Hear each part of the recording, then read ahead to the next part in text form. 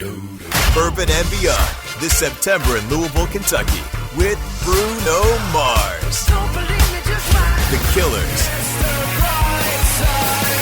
Black Keys, Brandy Carlisle, plus Duran Duran, Billy Strings, The Black Crowes, The Avett Brothers, Blondie, and so many more. Bourbon and Beyond, September 14th through 17th in Louisville, Kentucky. All passes on sale now at bourbonandbeyond.com.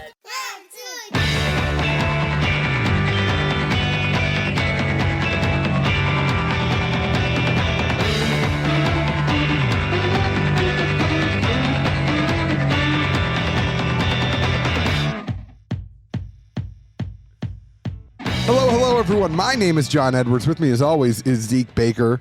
And together, we make the John Brothers. Wherever you are, whatever time it is, thank you for making this part of your day. You know, we're the Man, I had this thought the other day at work. How are you, Zeke Baker? How have you been? In my other office, there are no Johns that I can think of in my Mario Kart family lineage, so I'm good there. And you are at very least to my knowledge, I had a recollection. I've never heard this or heard anyone bring it up. No, that's some kid in Alabama. Thought to yourself, why? How's it going? What's new? Mario. Can't complain, other man. It is hot. That's not their last name. Summer is in full. Mario's the first name of one character. Then you got Luigi. I mowed the lawn tonight. And I was sweating my ass off, and then like I thought about I have to put a new trimmer. Well, you never know their last name, even in the movie. So I mowed the whole lawn, and then I got Mario Brothers. Nah, I'm just gonna do that tomorrow. Exactly. I don't feel like restringing this thing. Why does that not irk you? I mean, I would have never heard anyone bring you for the type that. I mean, I don't think a lot of people think about it too much. They just want to get the mushrooms. I'm sure you ain't got no gas power. I mean, it's not weird though. I used to have a gas power rebooter, but the reason I don't have a gas, the reason I do electric, is I have what 0.25 of an acre. That's messed. Why am I going to do gas for that? I could do the electric one. What if the dad's name was Mario and he was Mario Jr., so it was like the Mario Brothers? It's not the principle. There is nothing better than being the only guy on the block firing up weed. Their dad's name was Mario, and they are the brothers of Mario. My weed eater still makes the noise. Mario Jr. It still does the Luigi was named after like the same exact noise. Well, if that's the case, then Mario went big. I will tell you the lawnmower noise is different. How 100% electric Mario so small has a different noise than a gas power lawnmower. Have you gone to the movie yet? The weed eater, same damn noise. We'll look into this next time I'm down there because I've yet to see one that exactly mimicked it. Now, the blades churning and all that stuff and cutting the grass, yeah, obviously that's the same. But the sound come out the back end, no. I mean, you don't hear like the but you hear the yeah, I mean, some smoke out there, rev it up, get it going. But you forget, I used to work at the golf course. So like my high school and college job, I worked at a grocery store. I was a busboy. And then I worked at a golf course. So I was a greenskeeper. So I would, mow greens. I would rake traps. I would mow approaches and tees. And then, the thing is, like, when you mow the approaches and tees, I know people are really riveted by this conversation. I'm sorry, but you would mow approaches and tees Monday, Wednesday, Friday. And then Tuesday and Thursday, you basically just got a weed eater and they'd tell you to go around. But it was the best days because that's where you search for balls. That's when you go in the woods and you search for balls that people hit out there. But you basically had to go around all the trees, because the people that were mowing the rough, they'd go around the trees, but they wouldn't go near the trees. So then you had to go around every tree and make sure you weed eated it. It was fun. What about the folks putting from the rough? Yeah, that's just you and your boys. But clearly you must have also forgot that I worked at a golf course. I had nowhere near the glamorous task you did. It was weed eating or laying sod or looking for PVC pipes, because this is back before they had that little metal strip that runs in the top of them so you could locate like when a pipe busted. Oh, yeah. They'd drop me off in the morning. Hey, boy, start digging. We think it's in this area. Let us know. Are you shitting me right now? I'll let you know. Like, Jesus Christ. Oh, man. That's crazy. It was brutal. It is brutal. It's a cruel summer. The only salvation was you immediately figure out how to find all the low spots on the golf course that can't be seen from the clubhouse. That's where you park the cart and take a nap every day. Why am I not surprised? I mean, like, I would park the cart and go search for balls because, I would save money on golf balls. Of course you took a nap. It was summertime. I was hanging out with my boys. We were out drinking beers every night. Like 6 a.m. came early, son. Jesus. Oh, no. I had to be there at 4 a.m. I don't know about your 6 a.m.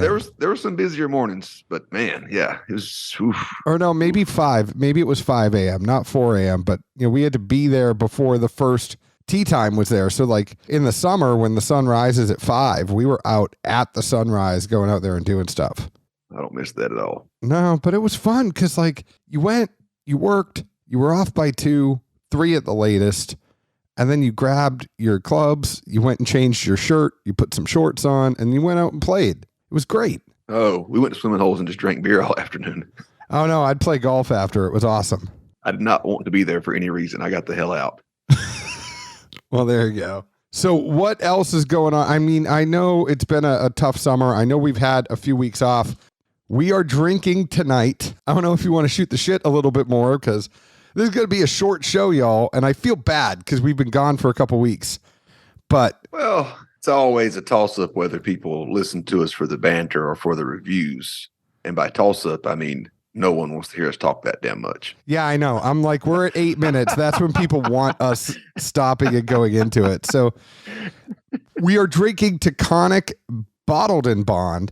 It is a single distillation season by Taconic in line with the Bottled in Bond Act of 1897. All the fun stuff that you know that makes it bottled in bond. They've done it. We've talked about it before. If you don't know what it is, go ahead and Google it. You know, I could say it, but I'm going to bore some people if I do it. But it is bottled in bond. It's a minimum of 4 years. It is 100 proof. It is 50% ABV. Now, we don't know what the mash bill here. I'm taking a guesstimate based off of what mash bills have been for Taconic in the past. I don't know 100% Zeke, but I'm assuming this is going to be 70% corn, 25% rye, and 5% malted barley. But again, there's nothing that I've found in my research that officially that is the mash bill. But based off of other Taconic releases I've seen, I'm pretty sure that's the mash bill. In addition, this comes in at about $56, which is pretty solid for a craft bottled in bond. And Taconic has always kind of been really good at pricing well. I should just mention that. We really love a lot of the stuff that Taconic puts out. Zeke, we just did a maple barrel collab with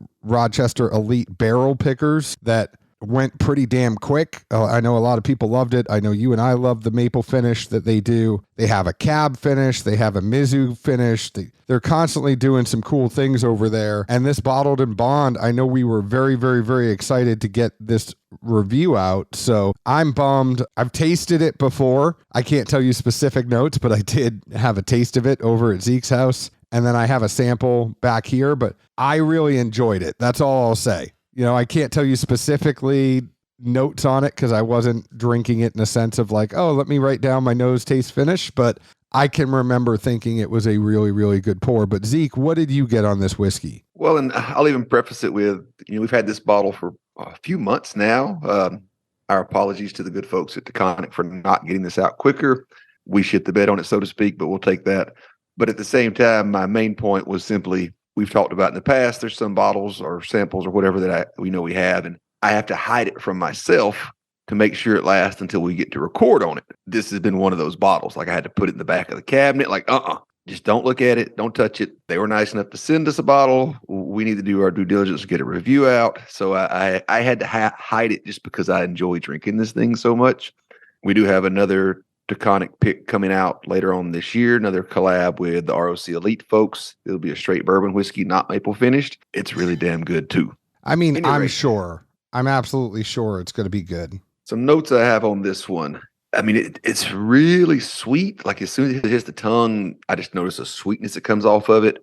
It almost kind of reminds me of being a little bit cognac-y, if you like that kind of sweet. I certainly wouldn't call it brandy or even finished, but it's got remnants of that just you enjoy drinking it, even right now in the summertime when it's 90 plus degrees in most bourbons. I'm like, probably not today, man. I'm gonna need something clear. It's a little too hot outside. Sorry. But this is just enjoyable.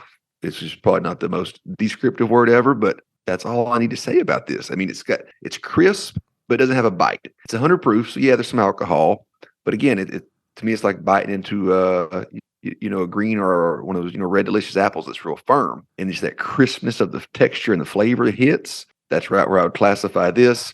The finish just has a nice remnant of the sugars that are in there and just kind of hang around. Not a huge finish, but it's nice enough. There's a very tad of oak at the very back end.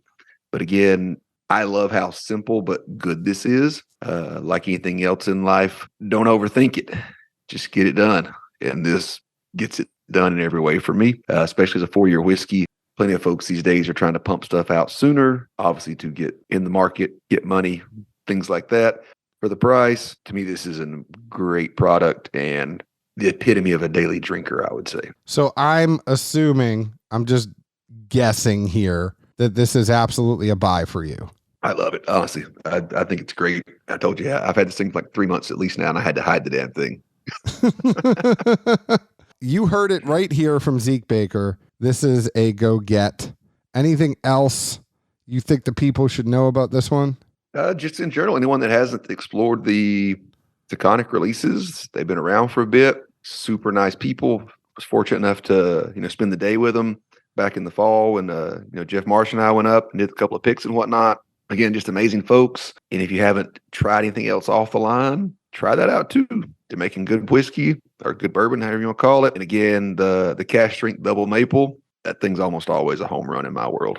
I like how you tried to make sound effects and they weren't really that good. Well, if we had a producer with a sound effect button, I wouldn't have to do these kind of things. I mean, I could do it. I just don't want to. Over here on the Bush League budget. Go ahead and find us on Facebook at Dad's Drinking Bourbon, Twitter at Bourbon Dads.